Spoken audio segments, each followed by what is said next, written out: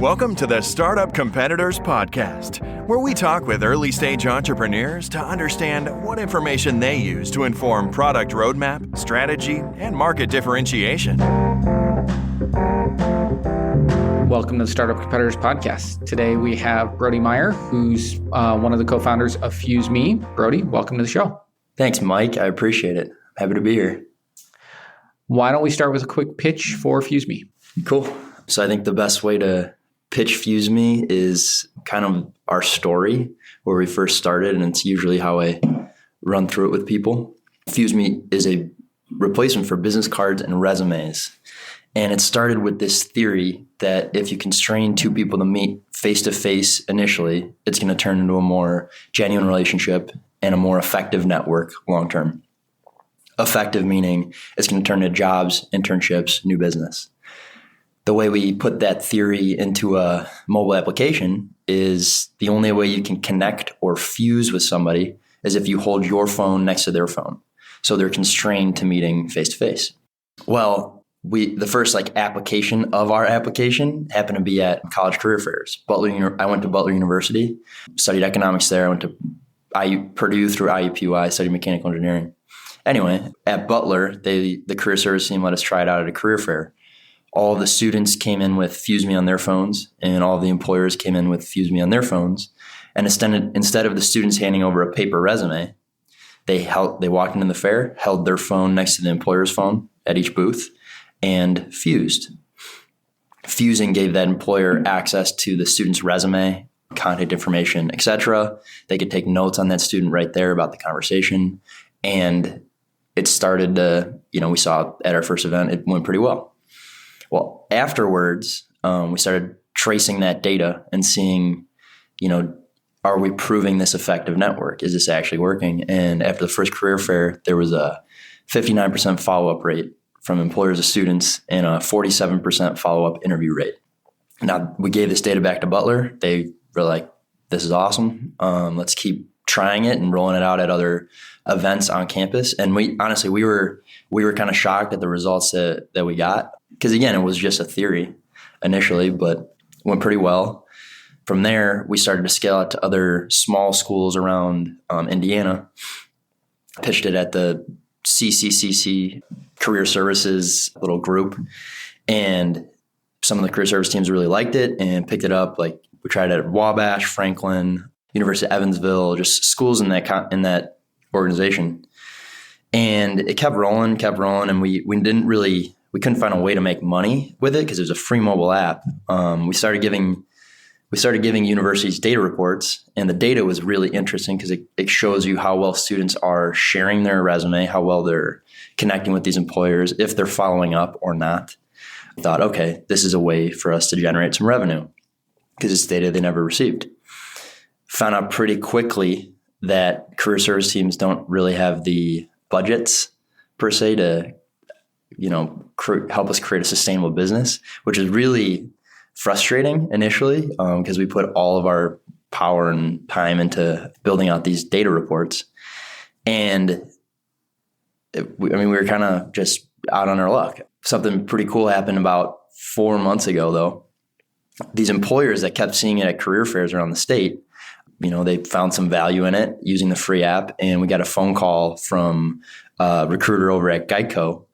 And they had 4 recruiters that had used it and seen it in the past at the different colleges, whatever. And they said, this is cool, but how do we aggregate all of the fuses or all of the student resumes into one nice platform? And we said, well, we can build that. Would you pay for it? And that was the start of, we think we have something here that we can actually build a business around. We got a bunch of different employer partners around the city this summer. My brother moved in to our house, and we started building out this platform called the FuseMe Bucket. We call it the Bucket because... The Bucket, yes. We call it the Bucket because you send your recruiters out, they fuse with students, and then those fuses go into your bucket. So you're filling up your bucket with... It's not flattering if you're the student. No, not at all. But filling up your bucket. Since then, we started to generate a lot of interest from employers looking for talent, other universities around the state this week I have 6 meetings with big universities. So hopefully we can start to scale the bigger ones. And then on the employer side, we're figuring out this sales process. It's taken a little bit of time, but starting to move. We just got TechPoint on as a client. And congratulations. Thank you. Thank you very much. Learning how to work through the contracts, and the first one we sent over there, it was terrible, and they tore it apart, and we had to stay up pretty late to try to figure out, what all the issues they had with it in order to fix and then give it back. And we work with Al over there, Fran Marilat. It was really cool. They've been awesome since the beginning. Al has used it at career fairs, and this year I'm really excited to see how they use it. Yeah, that's pretty much where we're at. We raised a round of funding this summer as well. Once we knew that we were going to start to bring in some customers, and we pulled on, after actually talking to Mike about how to go about finding investors and things of that nature. He was really instrumental in teaching us not who to go after essentially, but strategically how to approach finding, financiers. And we have 10 investors, and all 10 of them are very strategic, and their networks are large. And that was our goal, to find people that could really not just help us with capital, but to help us expand our network and to grow the business. Awesome. Yeah, that's our long-winded story. You actually hit the second part, which is current status. You gave a ton of current status on there, so I don't even think I need to ask that. It's a great story.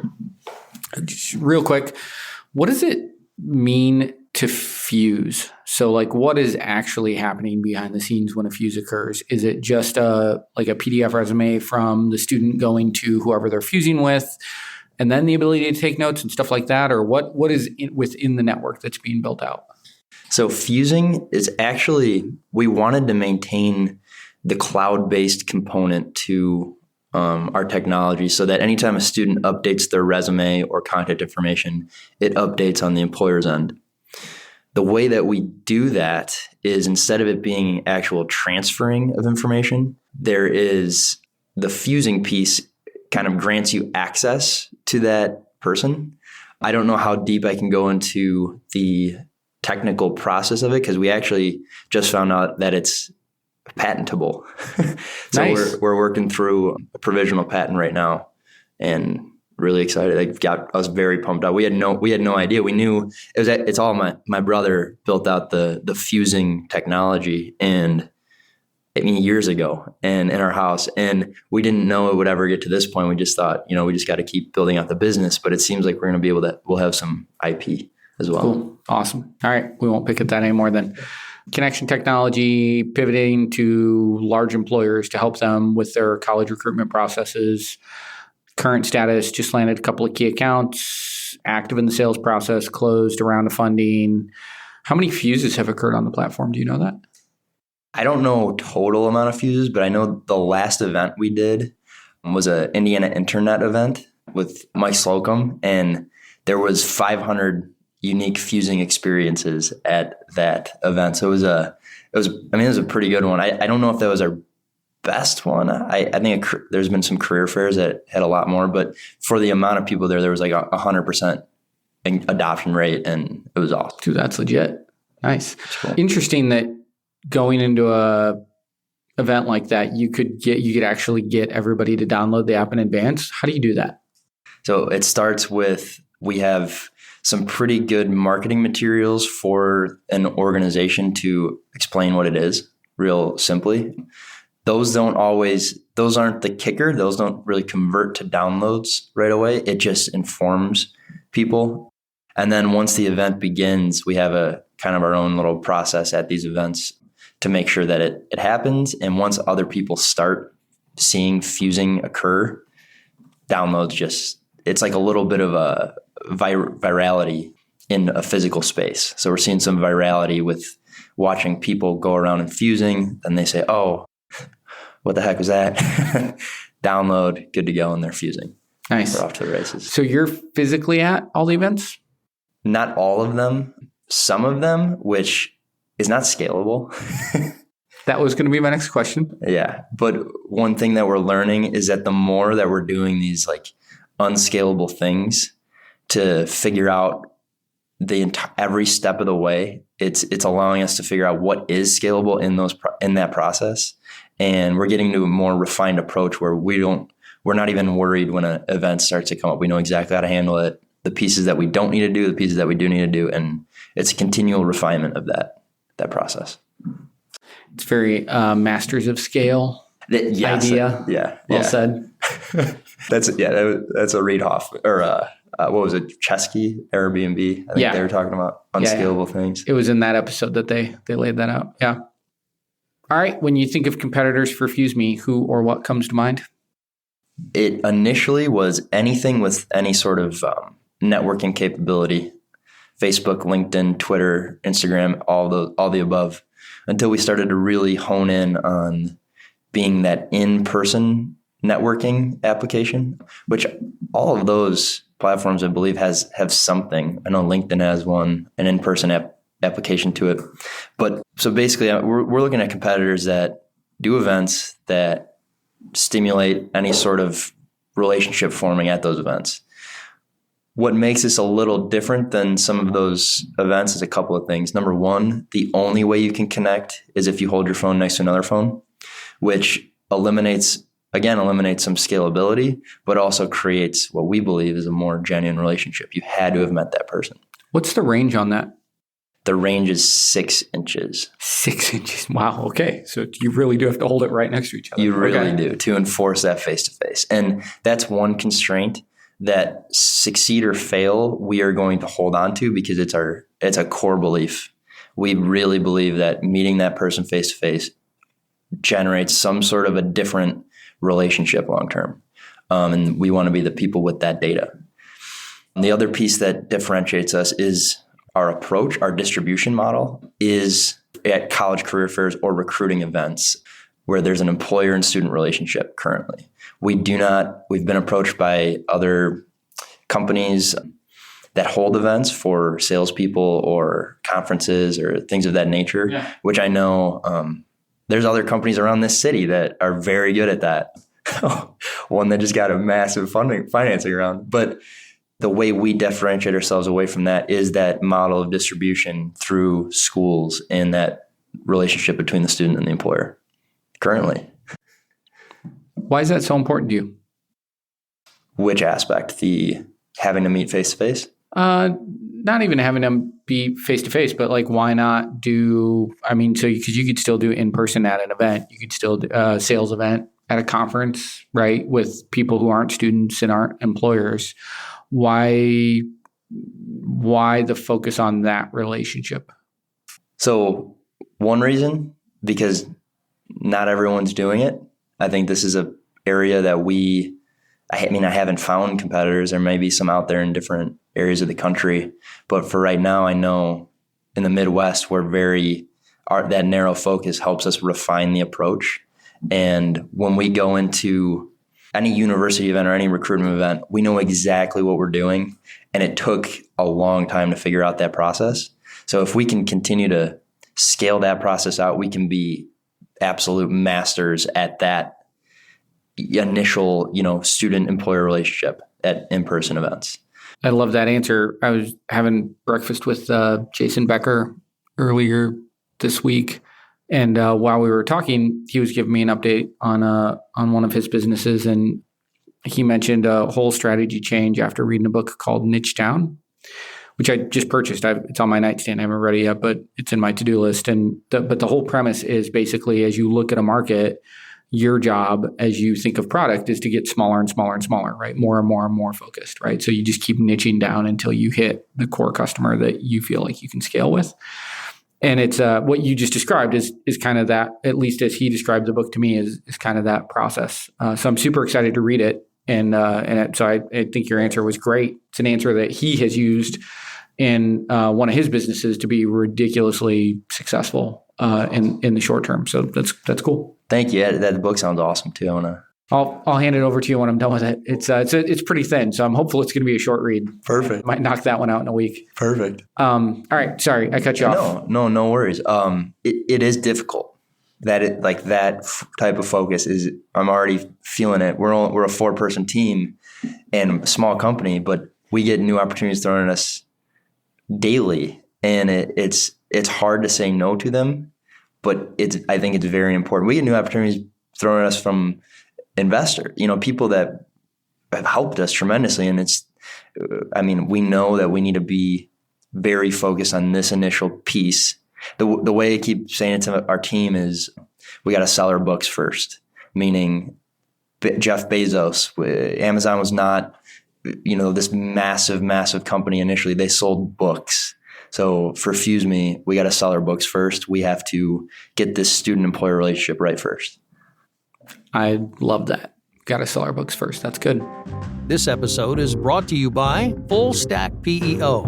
Most founders start companies because they figured out a better way to solve a problem or serve a need, not because they love tracking payroll, filling out compliance forms, and explaining employee benefits packages. And yet, all that stuff still has to be done. That's why there's Full Stack PEO.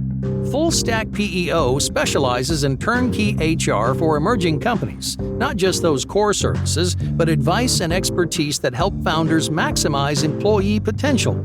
Curious? Find out more at fullstackpeo.com.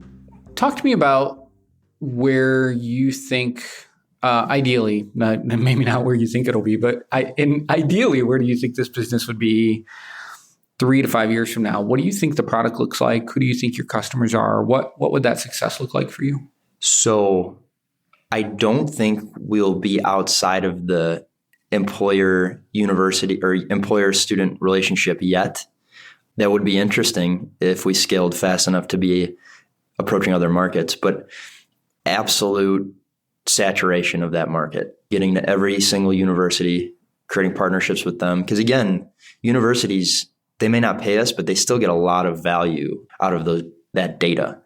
So if we can maintain good relationships with the universities across the country, maybe overseas someday, and continue to pump out, FuseMe users out of these universities and fusing and utilizing our software with these employers, that's the goal the next 3 to 5 years.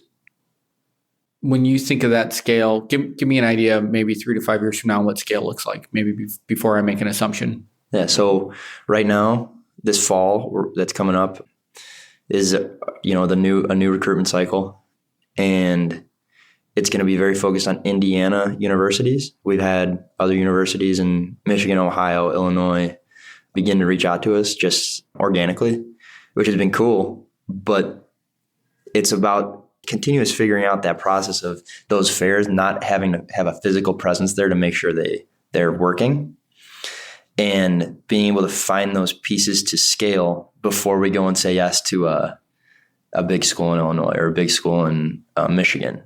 So I think over the next year, it's complete saturation of Indiana. Next 2 to 3 years, Midwest, maybe a little further, and then eventually the U.S. I think that right now is the approach. Could change. Yeah. When you think about that scale, if you really have, that many fuses happening for a geographic region, or even you may find over time that you're a better fit for certain types of colleges, right? Based on the certain types of employers that are gravitating to this technology, right? Whatever the case may be. I have to imagine at some point an applicant tracking system is going to come to you and say, gee, this would be a great feature within our product set, right? Like, what's your answer to that? Because one of the things that I think is interesting about what you've outlined as your market, it is very niche, right? So when you look at somebody like Lever or Bullhorn, or insert one of the mammoth players in that recruitment space, and if you have any sort of traction, they're going to be attracted to that, right? Like, what's your answer to, hey, we'd like your feature in our product suite? Or do you have plans to broaden the product suite over time to where you're maybe doing some of the things that they're doing? If they were to talk to us about some sort of, or becoming part of their product suite, we definitely have that conversation. What I think is very interesting about us, and on the technology side, what differentiates us is we're not an ATS.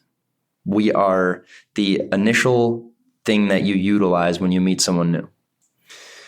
Being in this recruitment space, a lot of people have talked to us about building out feature sets to go compete with the ATSs, the applicant tracking systems, CRMs, whatever those employers are using. There are so many applicant tracking systems. Hundreds. Yeah. We learn new ones every day. Right. Our approach is integration right now. We have a general solution with a CSV file from your Fuses. So if an employer purchases a FuseMe Bucket, they can download a CSV and plug it into any applicant tracking system they currently use. This is helping us with our pitches to employers as well, because what we're seeing is they all have something and they do not want to mess up their current process. So we slide right into their current process and integrate with any system they currently utilize. And I think that's what's made us valuable in this space so far. And I hope that we can maintain that approach moving forward instead of going to try to compete with these ATSs who have been around forever. Has anybody else tried to go into one of the colleges that you're at today and displace you and take that space that you're in? Any competitors? Not yet. Okay. So let's imagine 3 to 5 years from now, that'll start to happen. What do you think that looks like in terms of your pitch to the college from a retention perspective and how you keep them? Like, what's your moat that is going to make you sticky with that college? So started to think about this because if we continue to have the traction that we're showing and it projects positively, there are going to be people that go and try to do this. What we've started to do is the FuseMe Bucket is also very good for other organizations within the university, which kind of helps to solidify that relationship with the university. For example, if a career services team buys a FuseMe Bucket, they can now track student engagement with their career service team, which is a data point that they have trouble with right now. They can also track opt-in in order for the school to send what used to be a resume book, but now FuseMe links to employers looking for talent. So a school like Butler University, which is very much our home base, we're working on them with them on having and giving them a FuseMe Bucket so that anyone that on their career service team can go meet with the student, fuse with them, take notes on them, track their student's resume, the cloud-based resume. If an employer is looking for, the junior marketing majors from Butler University, Butler goes in their bucket, downloads that list, sends it off to the employer. And the student fusing with the career service member is the opt-in into that. That's one thing that we're working on. Another piece of this is on the admission side. We actually are doing a pilot. And here's where that focus starts to we have to be weary of the focus because we can generate revenue in other markets. We're already seeing that. University of Evansville, their admissions team is piloting the FuseMe Bucket this year. They just bought one. As part of admissions? As part of admissions. Unpack that. What are they doing? So their admissions team, we just had a meeting with them last week explaining to the whole team on how to utilize it wherever their admissions counselors are. And whenever they meet a high school senior, they're fusing with the high school senior, and then it's all going into their admissions bucket. And then they put that feed straight into Slate. Slate's like the admissions tool that a lot of colleges use. So again, it's like the ATS of the college market where we're not trying to displace it, we're just integrating. So that we are that initial touch point from an admission side. You got to go get some NFL talent scouts or something. Yeah, seriously. New market. Yeah. Keep going. But that, it makes me nervous because I think they're going to find a lot of success with it, and they're very stoked to use it this year. It's just we need to remain focused on that college, the student employer market. Because I think that's where we're going to generate the most revenue. And I think the admissions team that happens later. It just organically occurs because everyone's utilizing FuseMe. On the career service side, I think that the bucket is very useful for the career service team, and they think it is too, in order to track those students, cloud resumes. And it also, if they're using it, it helps us maintain that relationship even more because they're using our software. Great answer. That is a very well thought out answer to what I thought was kind of a tough question. That was good. Thank you. All right. I practiced. How long? No, you didn't. How long have you guys been doing this? When did you guys start? We put out the initial application that looked nothing like this one in October 2017. And we incorporated a year later, October 2018. So with this model and like an actual business, about a year. Right. But 2 years overall. 2 years overall. So reflect back for me over those last 2 years. What are maybe your top 2 or 3 kind of learnings where you're like, either, I'll give you a couple of flavors here. Either if you would have told me I would have known how to do this 2 years ago, I would have laughed at you, right? Or this was really hard and is still really hard and struggling through it and learning more about it, but excited to do so, right? It turns out that this was one of the biggest challenges we faced over the last 2 years. And I would have completely never even expected that to be one of the challenges in starting a business. Anything that comes to mind and is kind of a top 1, 2, 3 items on that list? I think I learned a lot about not just the business, but myself. I guess it would come out through my recommendation to people that wanted to do this. So I'll try to work it back to an answer, a good answer. So a lot of people, like dealing with colleges, a lot of people will come and ask me, how do I start a business? Or they're really excited about doing it and everything like that. And I used to be, you got to do this. This is the thing. You have freedom. It is the opposite. It's the opposite. And I turn people away from this now. But the other piece that I learned is this is the only thing that I will always be doing, is building businesses and technology and engineering and building products. I'm absolutely in love with it, but I think it takes that to be able to withstand all of the bullshit that you get every day. And I think that's the biggest lesson I learned through all this is I will never stop. And a lot, things are going to come our way where it feels like we should stop. It's like a curse, I guess. I think that, and a lot of people that I've met that have been successful at this have tried to turn me away from it as well. And I always didn't understand why. Now I do. Did I try to talk you out of this at one point? A little bit. Did I? All right. Right on. Good. Yeah. Good for me. Uh-huh. You said, I've seen the same pitch 7 times. Yes, that is true. Yeah. I wasn't going to say that on the podcast. Yeah. You're like, I've seen the same thing. But you were excited about it. I mean, you were like, you got some traction. So at the time, I was excited you guys were actually using it. You had customers. That crystal clear focus on the student and the relationship of that student to potential employers, I think is a big differentiator. I think all of the other pitches were a watered down version of, well, LinkedIn is broken, so we're going to be the better LinkedIn, right? And just use your phone instead of business cards. Like that is a crappy pitch, right? And LinkedIn will be the next LinkedIn, right? Like you're not going to replace them. So I think the fact that you and your team could articulate a vision that was independent of that, like we're not trying to be a LinkedIn killer. We don't care, right? We're focused on this market and this customer. And that is the thing that got me excited in terms of, that is a much, much more sophisticated look at the market that you're in and the competitors you're going to come up against and how you need to think about differentiating. So that was the piece that was really interesting to me. Well, thank you. I hope that we can keep pushing forward on that. And I got to add to my last piece too. It's not just the realization of that I won't stop is also my brother won't stop. He's nuts. And I think that's what it takes.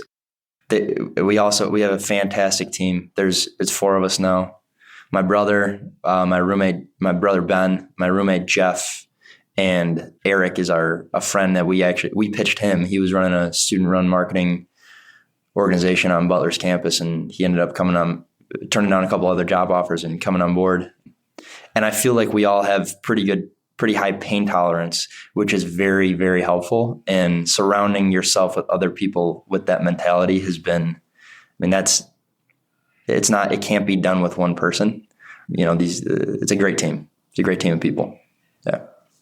What are you trying to learn right now? I am trying to learn how to manage and scale that team while doing my daily operations. Kind of trying to find myself again within the organization as it takes on a new paths. I've always been an operator. Now I see that people want to look to me for answers, and I need to be more of a leader.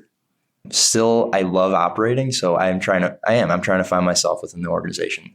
And I think I wrote it down on my to-do list, find leadership books. You guys, that's awesome. The irony of putting a to-do list item of finding a leadership book is priceless. Yeah. So have you guys played around with Traction at all? Are you familiar with Traction? I'm not. So it's a great book. It's a book called Traction by Gino Wickman, and he's written some sequels to it since. It basically outlines this thing called the Entrepreneur Operating System, and it's a framework for how to run a business where you basically have a visionary person, an integrator, there's a number of roles in it. It's basically, instead of thinking of like a classic org chart, right, where you have these buckets and people report up to different people in the org chart, you have an accountability chart, and which can be a lot flatter, right? It's not about who reports to who. It's really who's supposed to be doing what, and what does that mean, and who do they inform, and who do they need to involve in those decisions. It's gotten a ton of traction. I mean, it's gotten a pun intended. It's gotten a ton of traction in general, but it's really taken off in tech businesses because it's very accessible to a bunch of I think agile teams work naturally. So that would be the one I'd put on the top of your list, particularly with what you said you're struggling with, maybe that visionary role. Thinking about it a little differently might help you in terms of like, it's one of the things I need to be doing, but doesn't replace this other identity of integrator. Or it may even, because when you flip away from looking at it from an org chart perspective, you may even say, look, maybe I'm not the visionary. Maybe that should be Jeff or some, it doesn't all have to be you, and whoever owns that can change over time. That's one of the other. It should probably be Ben. Yeah. Nah, he's. I do find his logical understanding of things very good, but he's also the best at product. So interesting. Yeah. Yeah. But it's something. It's a pretty quick read for you and the team, and there's tons of supporting tools and documents and templates and stuff like that online that you can find for free.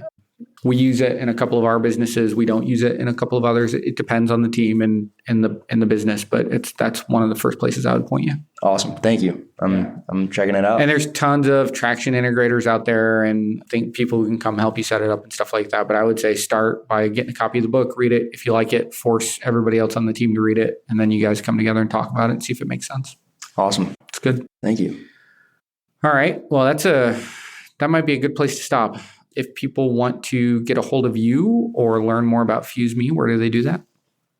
So we have a website that's very bare min.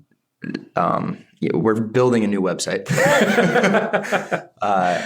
You've got 2 weeks before this goes live, so maybe you get it up in 2 weeks. Oh, it'll be up. It'll be up. Cool. All right. Then you have a beautiful website. It'll be done today. Where can people find it? Yeah. So FuseMeApp.com, FuseMeApp.com.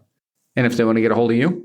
LinkedIn or Twitter or Facebook, anywhere you can reach out to me and I'll respond. Or my email is Brodie, Brodie, at FuseMeApp.com. Yeah, or find me at an event. We can fuse. Nice. Yeah. Awesome. All right, man. Thank you so much for coming on the podcast.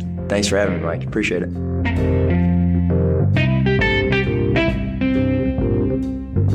If you're thinking of launching a SaaS product, Startup Competitors can provide data on your closest competitors. survey potential users, or provide other product validation services.